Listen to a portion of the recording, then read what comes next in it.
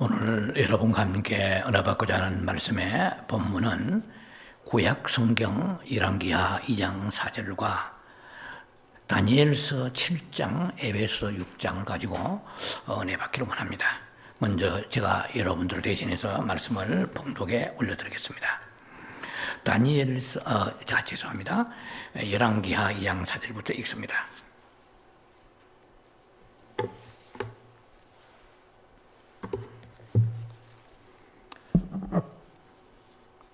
엘리야가 저에게 이르되 엘리사야 청컨대 너는 여기 머물라 여호와께서 나를 여리고로 보내시느니라. 거기까지 읽습니다. 그리고 에베소서 6장 13절입니다. 그러므로 하나님의 전신갑주를 취하라. 이는 악한 날에 너희가 능히 대적하고 모든 일을 행한 후에 서기 위함이라. 오늘 여러분과 함께 은혜 받아야 될 말씀의 그 메인 타이틀은 주보에 참여하시고 우리에게 주시는 디테일한 메시지는 뒤에는 소제목입니다. 마귀의 마멜 작전을 간파하라. 이것이 서브 타이틀입니다. 마귀의 마멜 작전을 간파하라. 영성 시리즈로서는 135회입니다. 이게 지금 순서대로 나아가다가 작년 연말에 절기 설교하면서 스킵이 되었습니다. 그래서 시리즈가 마무리되려면 어쩔 수 없이 제가 다음 주에 또 한 번 설교를 할 것입니다. 그래서 요단강에까지 가서 마무리할 겁니다. 자, 그래서 성경 전체를 보면은 성경 전체에서 그리스도인의 생애를 압축해서 한마디로 요약한 것이 있다면 저는 감히 이 열왕기하 2장을 청구할 수 있습니다. 무슨 말이냐면은 예수를 믿고 난 이후에 죽어서 천국에 올라갈 때까지 그 과정을 간단하게 4가지 지명을 통해서 압축하고 있습니다.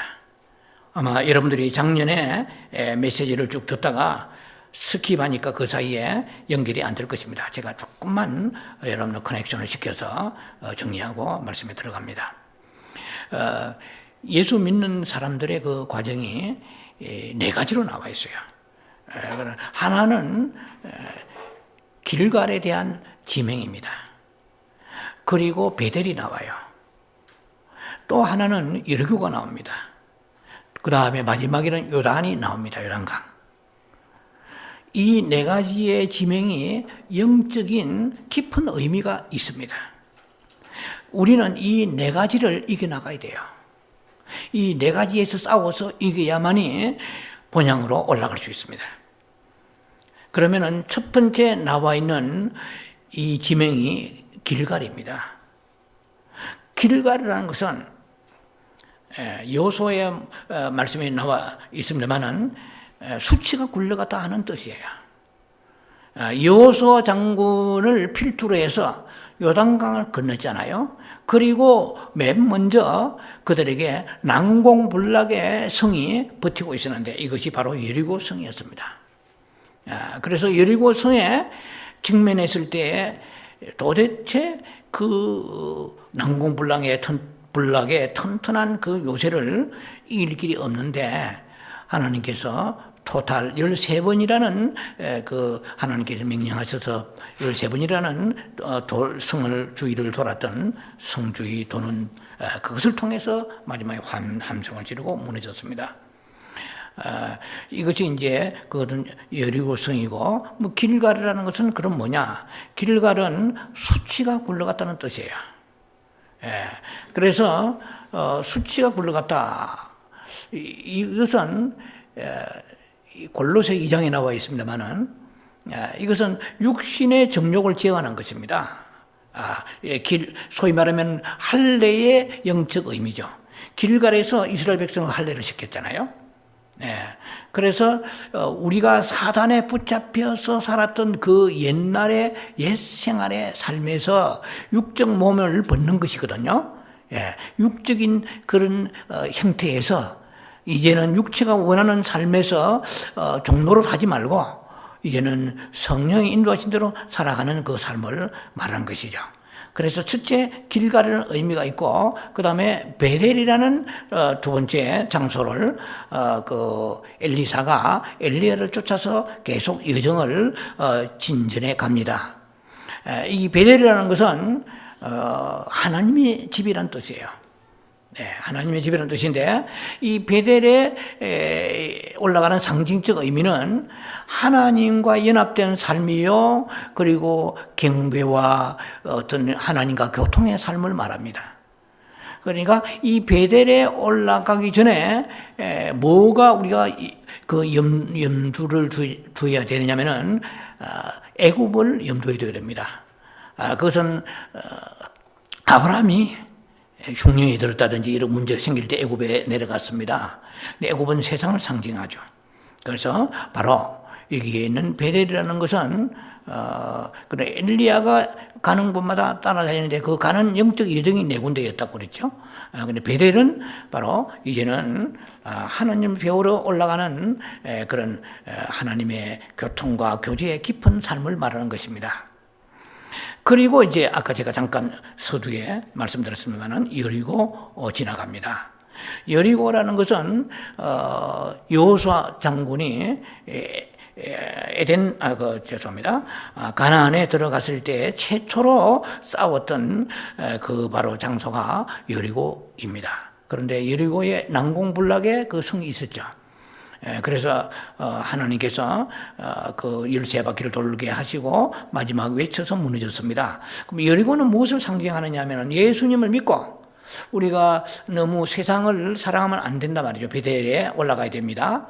야고보서 4장에 보면 4절에 세상을 짝하는 벗하는 자는 하나님과 원수된다고 그랬어요. 우리는 세상을 그냥 예사로 사랑합니다.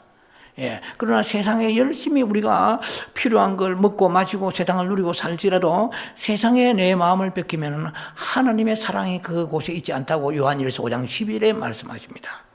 그래서 이 세상을 사랑하는 사람들은 결국 마지막 결론이 어떻게 됩니까?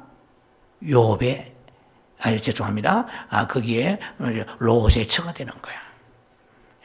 롯의 처를 기억하라고 그랬잖아요. 롯의 처는 그들이 소돔과 고모라 성에 있다가 천사의 손을 이끌림 받아서 나오면서 천사가 아주 신신당부했어요. 절대로 뒤로 돌아보지 말라고 그랬어요. 뒤로 돌아보지 말라는 그 의미는 무엇입니까? 롯이 소돔 고모라 성에서 한 자리 했어요. 그야말로 불을 일구었습니다. 남이 볼 때 잘 됐구나. 야, 팔자가 폈구나. 그렇게 살았는지 모르지만은, 그야말로 그 성에 장로격이 되었거든요. 성문에 앉았다고 성경 보면 나와 있습니다. 그래서 많은 것을 소유했을 거야. 저는 내 나름대로 오랫동안 목회하면서, 그리고 말씀 속에 내 나름대로 살아가면서 느낀 것이 뭐냐면, 하나님은 공평하신 분이에요. 무슨 말이냐 하면 우선 한번 생각하세요. 제3세계에 핍박받고 고통받고 고난받는 사람들 한번 보세요. 혹은 애굽의 그 곱틱 교회 출신들 가운데 수많은 사람들이 모슬렘 위하여 처형당하고 순교합니다. 하나님이 보호하시면 되잖아요. 그 아까운 생명들이 IS 그 대원들이 의해서 죽어갔고 또 믿음을 지키려고 했던 북한에 있는 지하에 있는 성도들은 너무 배고파서 쥐새끼를 잡아먹을 정도로 비참합니다. 그야말로 인권은 고상하고 인간의 그 삶의 기본적인 것을 향유하지 못하고 사람 비참한 삶입니다. 그러나 북한의 그 지하의 그 소식들을 간접적으로 접해보면 그들은 너무나 잘 살고 기름이 번질번질 흐르고 부족함이 없는 모든 문명을 누리고 살아가는 이 대한민국의 사람들을 심히 걱정하고 안타까워 눈물을 흘리며 중보하고 있다고 합니다. 예, 그들은 그 고통 속에 있지만은 믿음 하나만큼은 그들은 하나님 보시기에 순교자의 믿음을 가지고 하나님이 기뻐하시는 그런 믿음을 지키고 있다는 것이죠. 우리가 인생이라고 말할 때 우리는 눈에 보이는 것을 어쩔 수 없이 크게 칠 수밖에 없는 것이 우리의 생각이지만 하나님이 보실 때는 우리의 라이프라는 것은 이 땅만이 있는 게 아니에요. 그러면 예수를 믿을 필요도 없잖아요. 하나님은 사후의 세계와 이 땅의 세계 전체를 삶이라고 얘기하지 우리는 이 땅에 있는 것만 바라보는 삶이거든요. 그래서 이 땅에서 잘 살고 정말 부족함이 없이 살았던 그 나사로, 누가복음 16장의 나사로는 죽어서도 엄청난 호상을 치르고 만장과 그 사람들이 조문객들이 몰려들어서 그야말로 북새통을 이루는 그러한 장례식이었습니다. 그러나 그런 장례식이었지만 눈을 떠보니까 음부에서 고통받았습니다. 그때 주님이 하신 말씀이 있습니다. 아브라함을 통해서 하신 말씀이 있죠. 너는 이 땅에서 좋은 것을 먹고 이 땅에서 네가 즐겼지 않느냐. 그 다음에 그리고 하나님이 필요 없는 삶을 살았지 않느냐. 제가 이제 해석하면 그렇다는 얘기입니다. 그런데 나사로는 비참하게 살아나 여러분 잘 아시잖아요. 그러니까 우리는 천국과 이 땅의 균형을 이루어야 돼요. 전체 삶을. 주님이 보시는 삶은 그렇단 말이죠. 그래서 우리가 자칫 잘못 생각하면 이 땅에다 포커스를 두고 애굽의 삶을 풍성하게 누리기 위하여 살다 보면 반드시 잃어버리는 게 있습니다. 영적인 삶을 잃어버립니다. 하나님과 관계가 시들시들해지고 그것이 첫사랑 은혜를 이제 회복하지 못할 정도로 그야말로 나락에 빠져버립니다. 이것은요, 영적 생활이라는 것은 오늘 내가 뭐 은혜를 잃어버리면 내일 다시 알아서 찾게 돼. 내 기분대로, 내 소원대로, 내 소신대로 되는 게 아니에요. 하나님께서 그 하나님의 그 영광과 하나님의 은혜를 업신여기고 그것을 업수히 여기는 사람한테는 하나님께서는 그 은혜를 헛되이 받는 자에게는 결코 은혜 다시 회복하는데 굉장히 시간이 걸립니다. 어떠다 우리는 은혜를 상실하지 않도록 몸부림쳐야 됩니다. 그래서 이제 베델이라는 과정을 지나고 여리고로 오면은 여리고의 영적 전투가 벌어지는데 이 여리고에서 이제 그 이스라엘 백성들이 가나안에 들어갔을 때 가나안의 그 일곱 족속 중에서 여리고성을 아주 그야말로 천년적 요새를 가지고 있는 이 여리고 사람들을 대적하기에 인간의 힘으로는 불가능했잖아요. 그런데 하나님께서 말씀을 주셔서 여리고의 전투에서 승리했습니다. 이스라엘 백성들이 한 것이라면 하나도 없어요. 한 것이 있다면 딱 한두 가지요. 성을 6바퀴 돌고 마지막 7바퀴째 7일째는 7바퀴 돌으니까 160이 13번 돌았어요. 그리고 마지막에 하나님 함성을 여호수아를 통해 지르라니까 와! 이것밖에 한 게 없어요. 그러니까 성이 와라락 무너졌잖아요. 지금도 고고학적인 연구에 의하면 그 성이 절대로 어떤 과학적인 장비가 특별히 없이는 무너질 수 없는 단단한 요새입니다. 그럼 우리가 오늘 제가 방금 여러분들에게 먼저 제시한 이 서부 타이틀 소 제목이 뭡니까? 사단의 어떤 작전을 우리가 그 마멜 작전을 간파해야 되는데 회파하고 간파한다 말은 좀 비슷합니다만은 의미는 좀 달라요. 오늘은 간파한다. 사탄의 마멜 작전을 간파해서 사탄과 영적인 전쟁에 승리해야 되는데 그러면 여리고에 지금 우리가 왔어요. 여리고에 와서 영적 전쟁에 승리해야 그 다음에 성령 충만을 받고 요단강에 가가지고 물을 가르고 그 다음에 엘리야 같이 성천하에서 올라가는 휴거의 상징이죠. 그래서 이 네 가지가 굉장히 중요합니다. 이걸 거치지 않고 천국에 들어갈 수 있는 사람 없습니다. 반드시 길갈에서 우리가 세상적인 것을 버리고 그 다음에 길갈에서 사단에 붙잡힌 삶을 버리고 그 다음에 우리가 영적 삶을 살고 그 다음에 여리고에서 전투를 해야 됩니다. 그래서 말씀으로 가지고 전투했어요. 제가 작년에 여러분하고 말씀을 나눴으면 기억이 나는지 모르겠는데 그 다음에 마귀를 어떻게 해요? 마귀를 야고보 4장 7절에 마귀를 대적하라고 그랬어요. 마귀를 그러면 저거 피하리라 그랬어요. 그러면 마귀를 대적해야 영적 여리고 전쟁에 승리할 수가 있습니다. 그 다음에 세 번째는 오늘 말씀대로 이 마귀의 그 작전이 있는데, 이 마귀의 작전이 뭐냐면은 마멸 작전입니다. 오늘 이 시간 여러분과 나누고자 하는 주제는 그거예요. 마귀의 작전은 마멸 작전입니다. 마멸이란 말은 그 영어로 말하는 두 가지로 볼 수 있는데, wear out, one out, W-E-A-R, 그 다음에 W-O-R-N, wear out, one out입니다.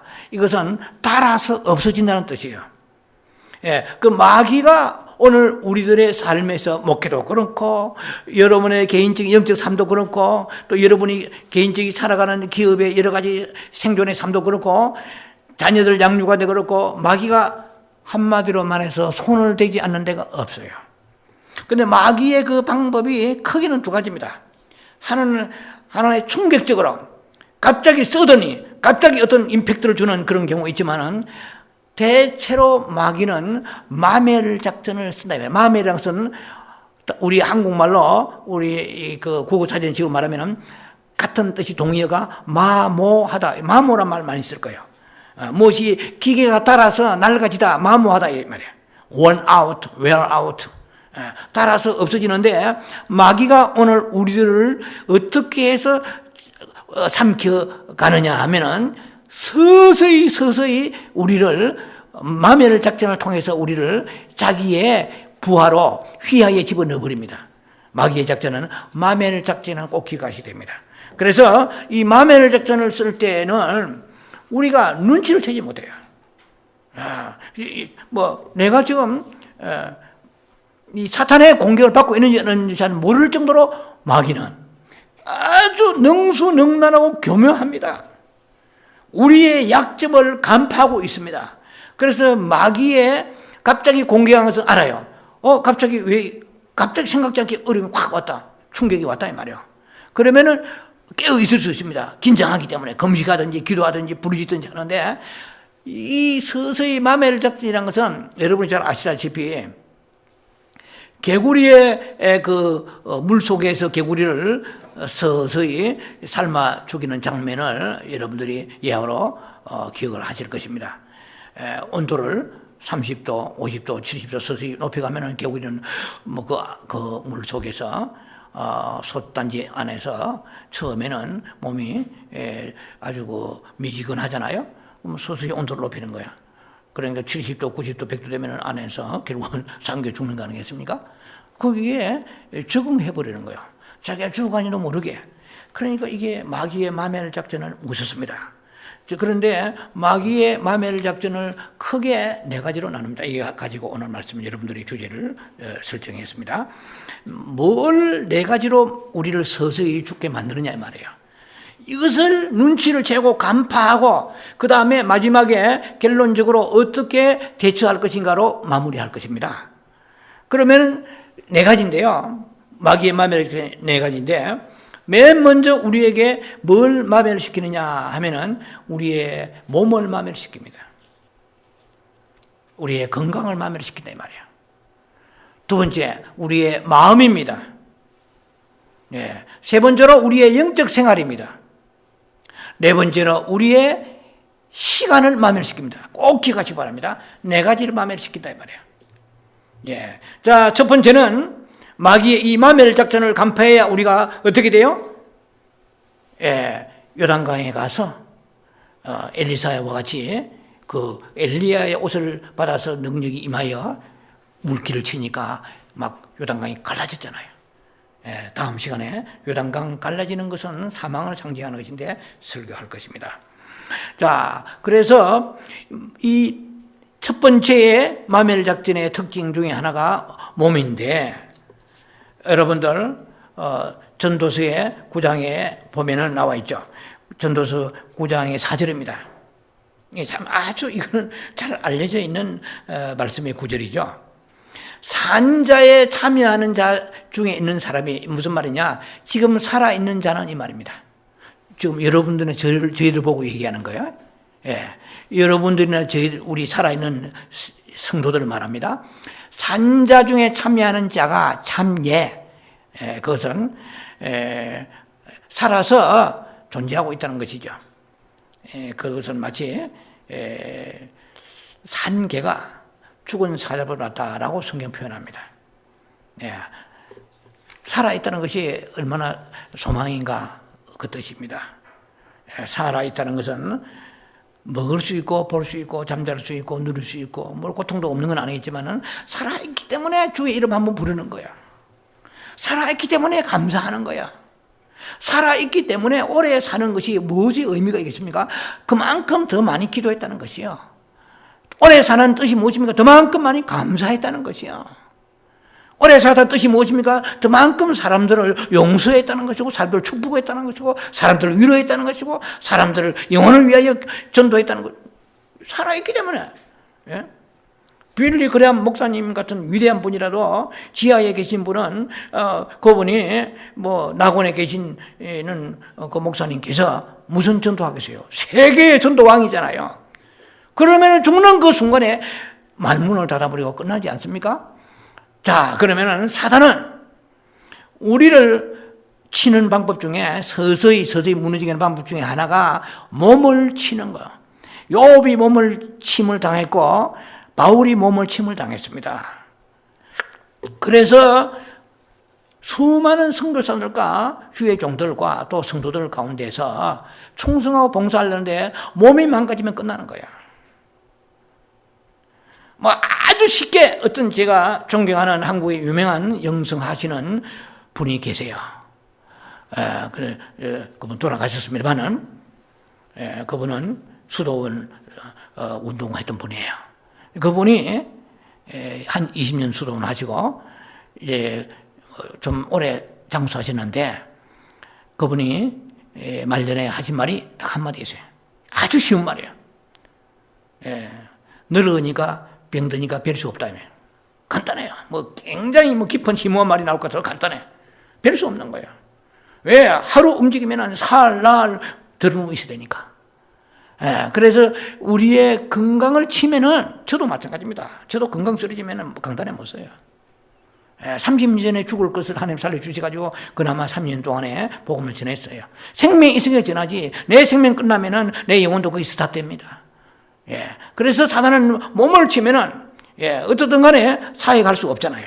그래서 몸을 치는데 사도 바울은 감사하면서 이겨냈습니다만은 그래서 이 몸이란 것이 우리가 오늘 좀 덜 먹고 내일 좀 덜 자고 오늘 좀 그냥 지치고 피곤하고 그래서 나중에는 점점점 번아웃 돼서 나중에 넘어지고 마는 것입니다. 그래서 건강이 없으면은 누워서 목회합니까? 누워서 전도합니까? 누워서 예배 드립니까? 병원에서 중병 걸리게 안 되죠. 서서히 그러면 그 망가진 것이 암도 그렇습니다만은 조기에 발견하지 못하면은 치료가 더디고 자칫 사망이 이르게 되잖아요. 그래서 사단이 우리 몸을 칠 때에 빨리 우리가 병원도 물론 가봐야 되겠지만은 사단이 나를 무기력하게 하는구나. 그러면 내가 뭘 관리를 잘못했는가 이걸 좀 지혜롭게 점검을 해야 될 것입니다. 왜냐면은요, 여러분은 어떤지 모르겠는데 저는 일주일에 한 두세 번 운동을 하는데요. 가기 싫어요. 운동하기 싫어. 그러나 항상 하나님께 기도합니다. 제가 자연인 같으면 그냥 안 가겠어요. 어느 면에서. 뭐 그런 사람도 있어요. 예수를 안 믿는 사람도 그렇고 또 믿어도 그럴 수도 있습니다. 오직 자기 몸만 위하여 간다면 저는 의미가 없다고 생각해요. 저는 가기 싫습니다만은 내가 사역을 위하여서 그 다음에 두 번째 내 자신의 개인적 건강을 위하여. 왜냐하면 고린도전서 6장 9절에 보면은 우리가 이 몸은 하나님이 우리에게 주시는 하나의 성전이잖아요. 이 몸은 성전인데 몸은 너희 것이 아니라고 분명히 주님께서 그렇게 말씀하십니다. 고린도 6장 19절이죠. 이 몸은 너희 몸은 너희 것이 아니니라고 그러세요. 이것이 내게 아니에요. 하나님 선물이거든. 그러니까 이것을 나를 위하여는 물론 해야 되겠지만은 하나님께서 나에게 사명이 있기 때문에 그 사명을 감당하라고 건강을 주신 것이거든요. 몸을 주신 것이거든요. 그런데 내가 소홀히 하면 그것은 때로는 하나님께서 치료 안 해주실 수도 있다는 것입니다. 내가 도저히 할 수 없는데, 그것은 하나님께서 기적적으로 역사하실 수 있지만은 충분히 관리할 수 있는데, 자기가 지혜가 부족하고 어떤 영적인 것이 너무 막혀버릴 수도 있습니다. 그런 이단들이 그런 경우 있잖아요. 지금 예를 들면 폐결핵 환자다. 그럼 제가 체험이 있기 때문에 그런 거야. 제가 직접 체험하기보다도 주변에 그런 사람을 우리 교회 제가 젊은 전도사 때 받았기 때문에 그런 거야. 제가 장례를 치렀어요. 전도사 때. 장례를 예배를 집전했습니다. 무슨 말이냐면은 이분이 폐결핵 환자예요. 그런데 잘못 이단을 만나가지고 먹지 마라. 금식하면서 기도하라. 그러니까 병원에 나중 진단해 본 결과 손쓸 수 없어요. 폐결핵은 건강해야 되는데, 먹어야 되는데. 이단에 의해서 사탄의 꼬드김 받으면 그럴 수도 있습니다. 어쨌든 이단도 그렇지만은 생각이 잘못되어가지고 나는 믿음으로 하겠다 했는데 믿음도 받쳐주지 않으면서 허영에 대한 것도 거품이 버버리죠. 자체면 믿음을 과시하기 위해서 이거는 안 돼요. 믿음 남한테 과시하면 이것은 버버립니다. 거품이며 봐라 나는 뭐 금식하고 내가 병원에서 암이라 그러는데 그런데 그럴 수 있습니다. 내가 믿음을 할 수 있는데 자랑하고자 하면은 이거는 위험한 거예요. 그렇게 자칫하면은 우리가 내 몸을 내가 관리를 잘못하면 하나님 앞에 죄가 되는 거예요. 여러분도 잘 기억하셔야 됩니다.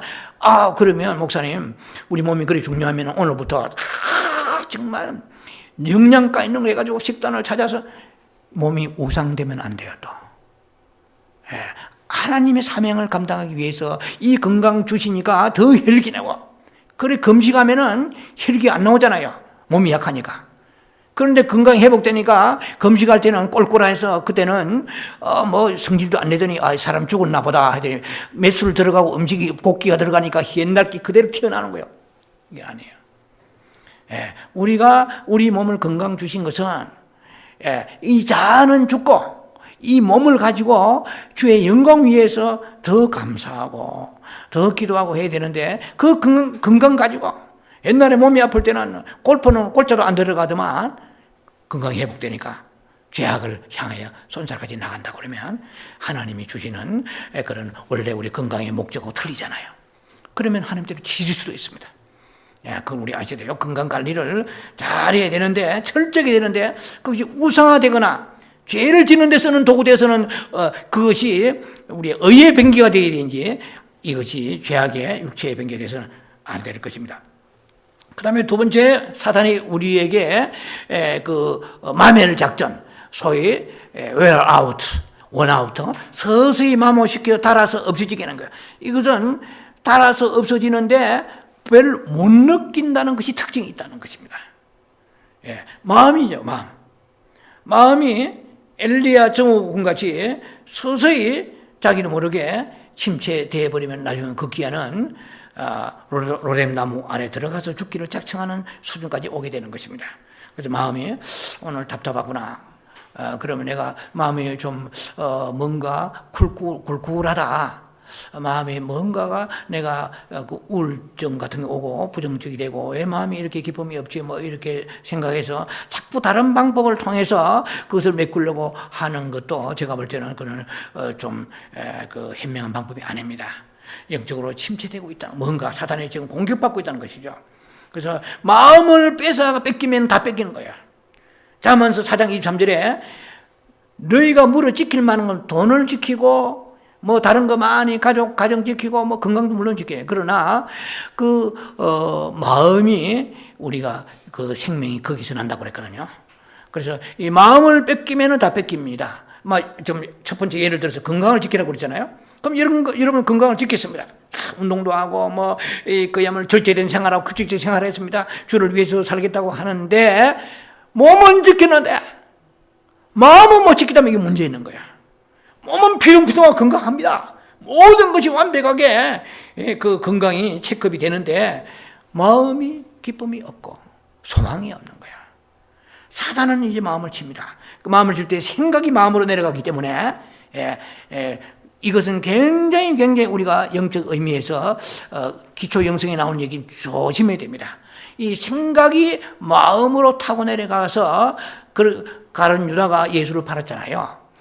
예수 팔 생각을 마음에 넣었더니 그랬거든요. 요한복음 11장 보면은 예수 팔 생각이 마음에 들어가 버리면 마음에 사단이 가득합니다.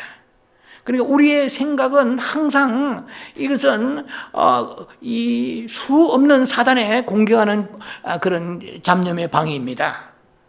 일곱 공방이라고 나오거든요. 테레사의 일곱 공방이라 나오는데 이 생각이라는 것이 공방인데 이 생각 속에 수없는 미혹과 잡념이 들어갑니다. 그런데 이 생각이 마음에 내려오지 않기 위해서 마음 뺏기지 않게 해서 하는 것이 뭡니까? 그건 예수 기도입니다. 주님을 시간 주를 바라보는 것이죠.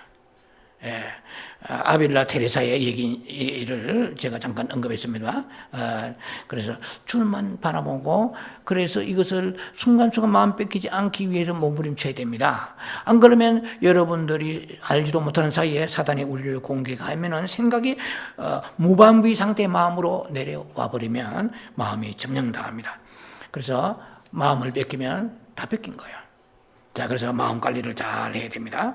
평안을 잃어버리고 기쁨을 잃어버리고 마음이 답답하다 우울하다 이게 문제가 벌써 오는 것입니다. 그러면은 하나님 앞에 매달리며 회개하고 그 은혜를 회복하기 위해서 몸부림쳐야 됩니다. 그 다음에 영적 싸움에서 우리를 마멸시킵니다. 사단은 우리의 그 영적인 또 균형을 깨트립니다.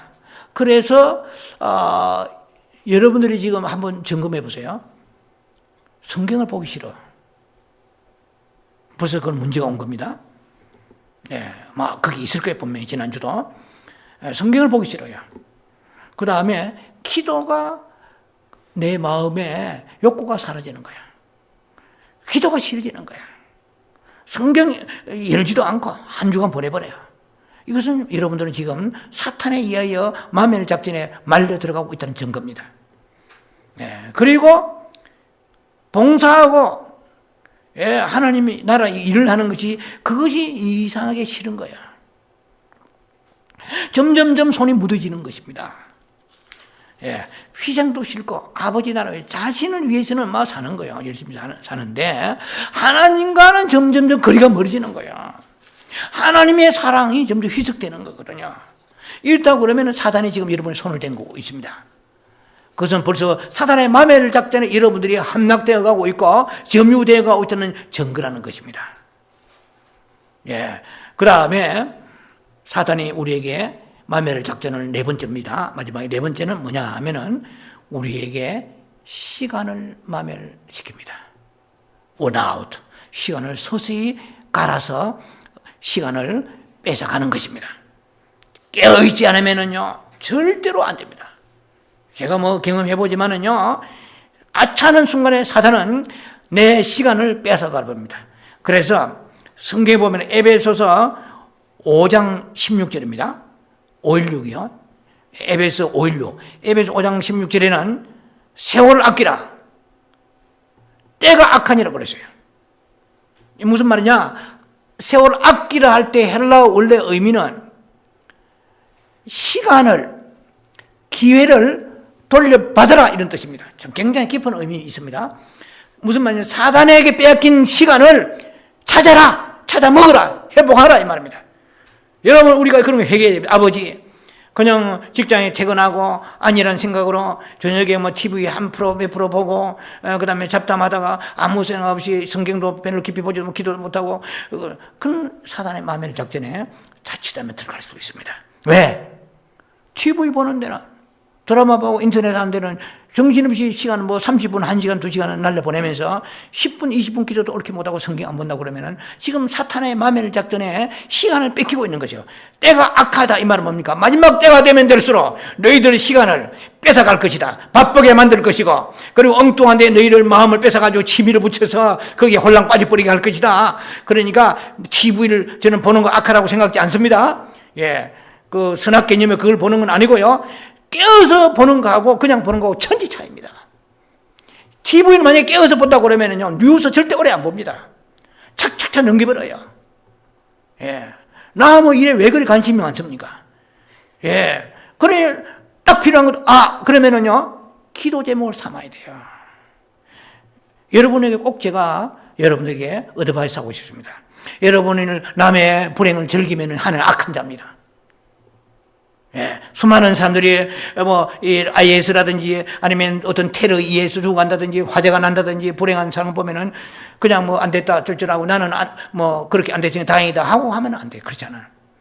우리가요, 수요 영성 시간에 제가 나눕니다만은요, 우리가 경건, God likeness, 우리가 경건에 훈련하려면은요, 몇 가지가 있는데, 그 첫 번째 중에 하나가 기도와 간구와 도구와 감사. 이 기도의 폭이 넓으면은 내 영이 강해진다고 그걸 제가 가르치고 있습니다. 그건 성경에 나와 있는 거예요. 굉장히 중요합니다. 그래서 여러분들이 영이 강건하지 않은 이유 중에 하나가 기도가 폭이 좁기 때문에 그렇습니다.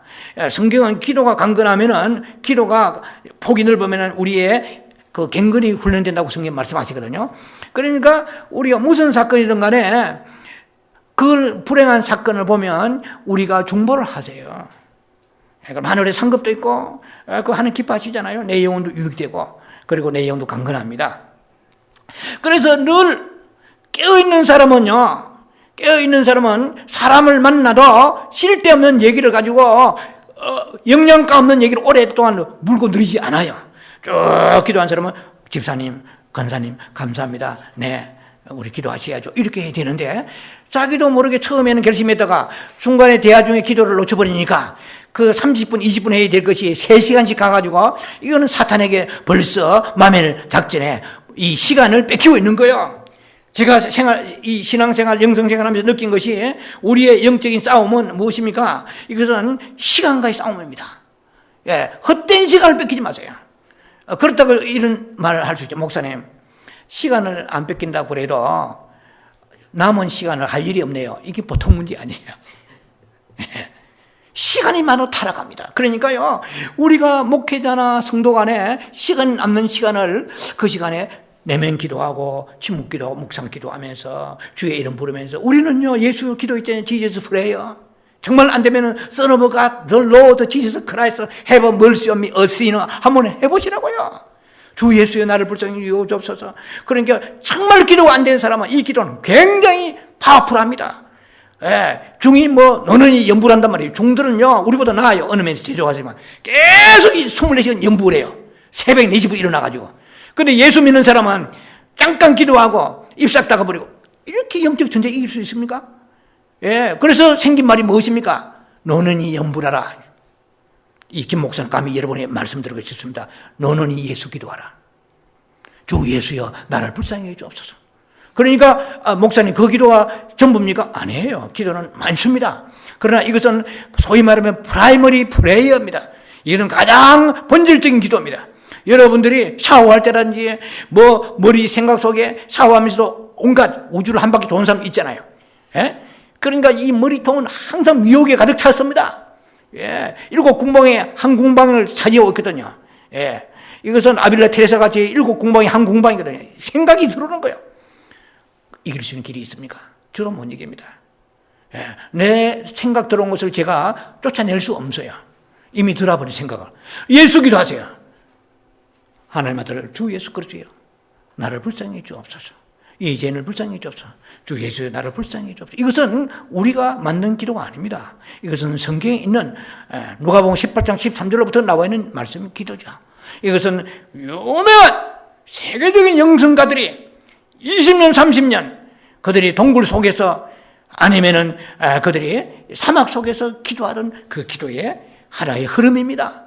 그런데 우리는 그렇게까지 깊이는 기도 못한다 하더라도 여러분들이 장바구니 들고 시장에 가더라도 계속해서 오늘 뭘 살까 하면서도 기도는 계속해야 돼요.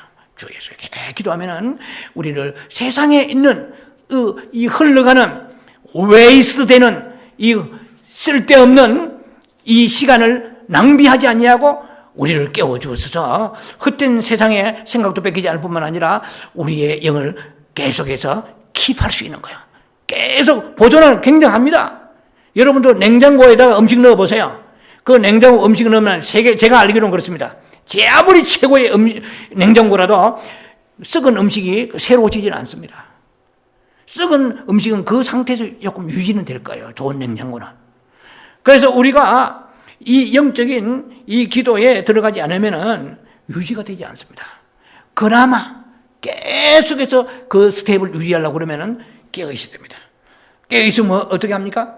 시간 낭비하지 않는 거예요. 특별히 현대인에게 치명적인 약점은 무엇입니까? 인터넷이요. 이 사람 잡아요. 예, 이게 오락이란 말이야. 예, 그래서 한번 이거 딱 인터넷 딱 들어가면 채널을 돌리면서 이것저것 건너뛰면서 삽시간에 한두 시간은 그야 뭐 개눈 감투 지나가 버린 거예요. 그렇게 영적인 기도는 20분, 30분 귀찮고 힘들고 생색내고 어려워하면서 그 사탄의 작전에 우리가 들어가도 생각이 돼요. 야, 내 몸에 건강에 문제가 있구나.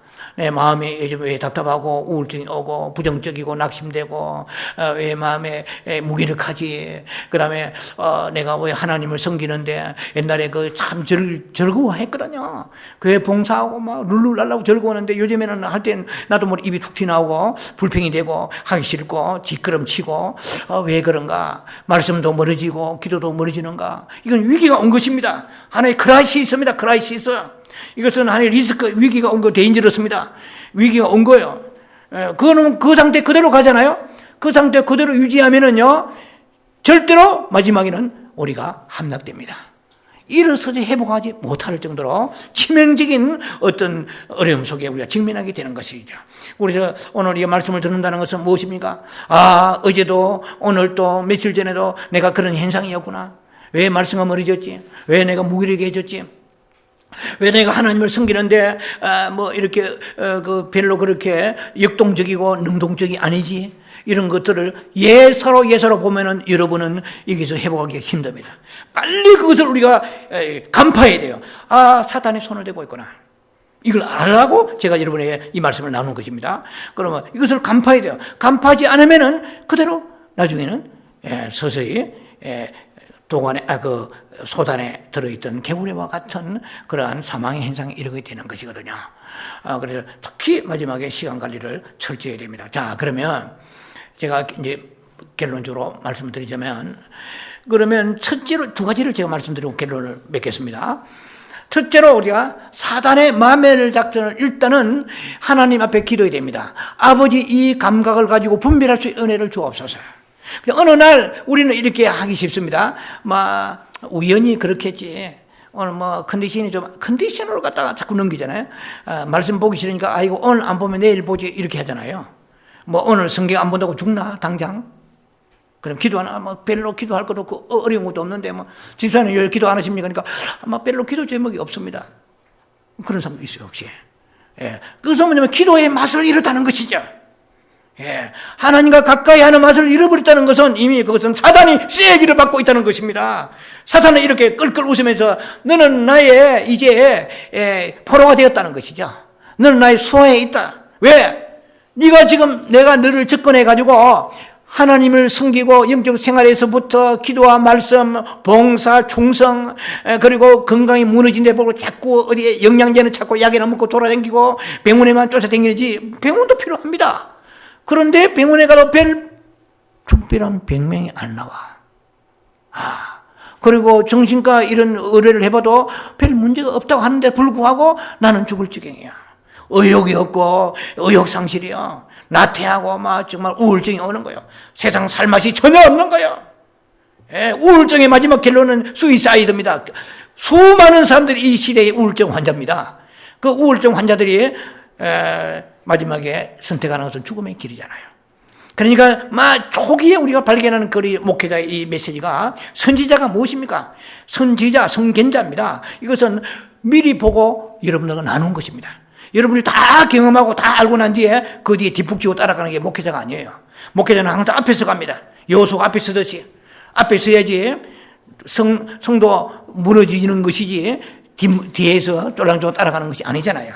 그래서 목회자가 이것은 말씀을 여러분이 증거할 때, 이 말씀은 내 발의 등이요 내 길이 빛이라. 시편 119편 105절에 이 말씀이 내 인생을 비춰주는 거예요. 그래서 말씀을 가지고 여러분에게, 제 생각이 아니에요. 이것은 이 말씀을 가지고 여러분에게 지금 여러분의 길을, 인생의 길과 여러분 신앙의 길을 여러분에게 지금 하나의 등대를 들고 밝히는 것입니다. 그래, 따라오라는 것이죠. 네가 있을 때는 왜 몸이 찝찝하지? 왜 기분이 꿀꿀하지? 왜 그 TV를 보는 데는 딱 정신차려 보니까 3시간을 인터넷을 해보는 거야. 예. 이건 뭐냐? 위기가 왔다는 거죠, 벌써. 너 회개하라, 돌이키라. 하나님에 매달리면서 이것을 자각해야 됩니다. 소위 간파하라는 것이죠. 사탄의 마멜 작전을 간파하라는 것입니다. 그 다음에 그럼 간파하기 위해서 어떻게 합니까? 하나님 앞에 기도해야 돼요. 늘 아버지 하나님이여 깨닫게 하소서. 내가 지금 오는 것이 사탄의 역사인지 아닌 것을 이건 굉장히 축복입니다. 이미 이것은 진단한 사람은 치료받을 수 있는 거야. 왜 이렇게 성경 보기 싫지? 아니 오늘 안 보면 그만이, 오늘 몸이 좀 찝찝하니까 뭐 비가 올라 그러나 이렇게 개인이 날씨 탓하다 되면 일찍 자버리고 안 되죠. 예, 그럼 어쩌든 간에 이 말씀은 나의 발의 등이요 내 길이 빛입니다. 그리고 말씀을 단 한 주라도 보겠습니다. 그리고 사탄에 대적하는 방법이거든요. 예, 대적이라는 것은 맞부딪혀 싸운다 뜻이거든요. 비행기에서 싸운다는 거예요. 사탄은 대적에 물러갑니다. 어떻게 대적합니까? 사탄의 나한테 마멜 작전을 내가 알고 거기에서 저항하는 거야. 오늘 말씀 보기 싫어요. 그러면은 우리 생각 이랬으면, 우리 부패한 생각은 야야 네가 뭐 말씀 오늘 안 본다고 네가 죽냐? 죽진 않아요. 근데 영이 서서히 침체되는 아셔야 돼요. 그래서 사탄에게 거점을 주지 아니하고 우리가 그것을 간파해야 되는 게 굉장히 중요합니다. 그럼 어떻게 해요? 사탄의 이 마멜 작전을 간파하기 위하여 기도해야 됩니다. 자, 두 번째로 이 사탄의 마멜 작전을 간파했으면 그 다음에 하나님 앞에 나와서 이 사탄을 이제 대적하고 물리쳐야 되는데 꼭 중요한 것이 있습니다. 예, 이 사도행전에 보면은요, 사도행전에 그 사도 바울이 마게도니아의 전도로 갔어요. 사도행 17장 보면은 마게도니아 전도하러 갔는데 이 한 여자가, 귀신 들린 여자가 깐죽거리며 따라오면서 이 말은 그럴듯한데 영적으로 볼 때는 사단의 역사예요. 당신은 높으신 하나님의 종이로소이다, 복음을 전하는 종이로소이다 하며 따라다니는데 자꾸 사도 바울의 생각을 헷갈리게 하는 거야. 예, 복음 전도 능력이 자꾸 능력을 삭감시키는 것을 느낀 것이 분별해서. 그래서 나중에 바울이 너무 심히 괴로워가지고, 괴로웠다고 그래요. 바울이 이제 좀 화가 났어요. 그 여자에게 화가 난 게 아닙니다. 사람은요, 용서의 대상이고 사랑의 대상이고 이해의 대상이고 인내의 대상이죠. 우리가 정말로 뚜껑이 열려야 될 곳은 사단에게 열려야 돼요. 예, 꼭 여러분 철저히 기억하시기 바랍니다. 사람은 인내의 대상이요, 용서의 대상이요, 이해의 대상이요, 사람은 긍휼의 대상이에요. 그런데 정말로 우리가 뚜껑이 열려야 될 것은 사단에게 열려야 돼요. 꼭 이런 기억하시기 바랍니다. 예, 사람은 마귀가 아닙니다. 예. 옛날에 제가 처음 예수를 믿을 때 갑자기 예수를 믿으니까 저를 아주 참 존경하고 따라드는 그런 남자 제자가 있었어요. 예. 근데 그분 시인이고 화가인데요. 그 제자가 저보고 이러더라고요. 선생님, 이제는 예수 믿으니까 나는 사탄입니다. 이러대요. 너는 사탄이 아니다. 왜 네가 사탄이야? 이거 시험도 기억나요. 사람은 사탄 화는 될 수 있습니다. 사탄 화. 근데 사탄은 아니잖아요. 그러니까 오늘 이 지금 사도 바울이 심히 괴로워가지고, 그런데 그 마음 속에는 이 소녀, 이 여종을 불쌍히 여기는 마음을 가지고 있었습니다. 그러면 사탄에 진노해야 돼요. 우리가 주님 앞에 구할 걸 두 가지인데, 첫째는 뭐라고 지금 영적 싸움에서 이 지금 마멜 작전을 분별하게 하소서, 이게 있고, 또 하나는 영적인 증오심과 영적인 분노를 내게 주옵소서. 이게 중요한 것입니다. 예, 여러분 사람한테는 뚜껑 열리잖아요. 그건 잘못된 것입니다. 주소가. 우리는 사탄에게 분노해야 돼요. 이 어린 소녀를 이 귀신들에게 점치게 하는 이 악한 원수 마귀야, 이 정오심을 가지고 이 소녀를 점치는 여자입니다. 이 소녀를 사실은 점치는 이 소녀를 향하여서 더러운 귀신아 물러가라 해서 떠나가 버렸습니다. 예, 그런데 우리가 그걸 분별해야 돼요. 딱 분별해가지고, 이 사탄의 역사하는구나. 두 번째는 이것을 분별한 사람은 뭐가 옵니까? 영적인 정오심을 가지고, 영적인 진노함을, 분노를 가지고 사탄에게 명령해야 됩니다.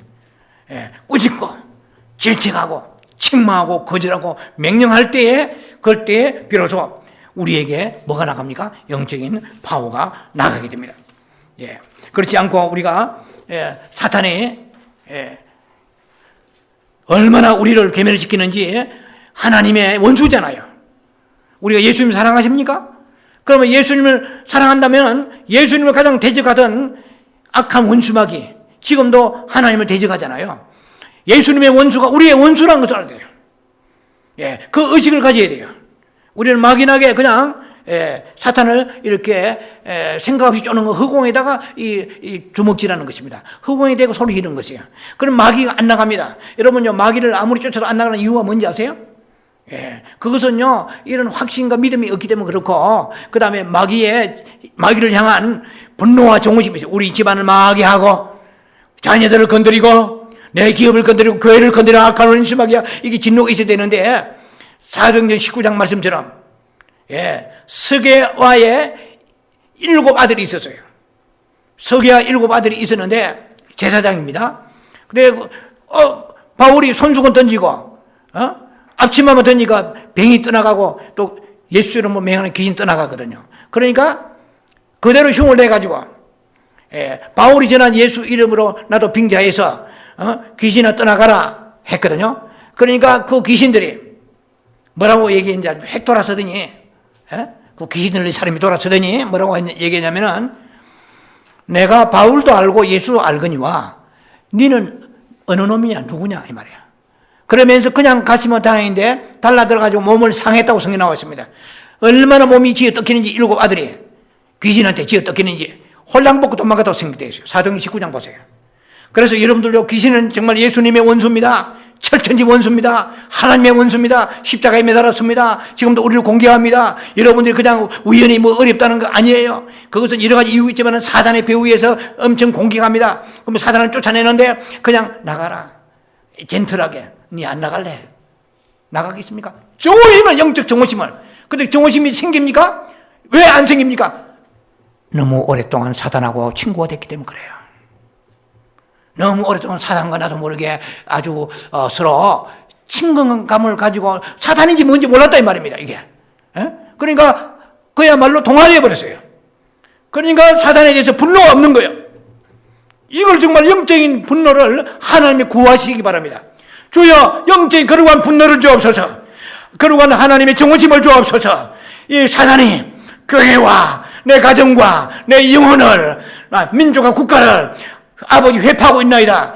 이런 정오심을 내 마음에 불타게 주옵소서 하고 명령할 때 바울 같은 권능이 나타나서 그냥 손수건 던지고 앞치마 던지니까 귀신 떠나가고 나다빠지는 것입니다. 그런데 밤새워 귀신을 쫓아도 나가라 들어가라 친근함까지는 아니라도 그런 거룩한 영적인 분노의 계시적인 그것을 받지 아니하고 사단과 영적 전쟁에, 여리고의 전쟁에 승리할 수가 없다는 것입니다.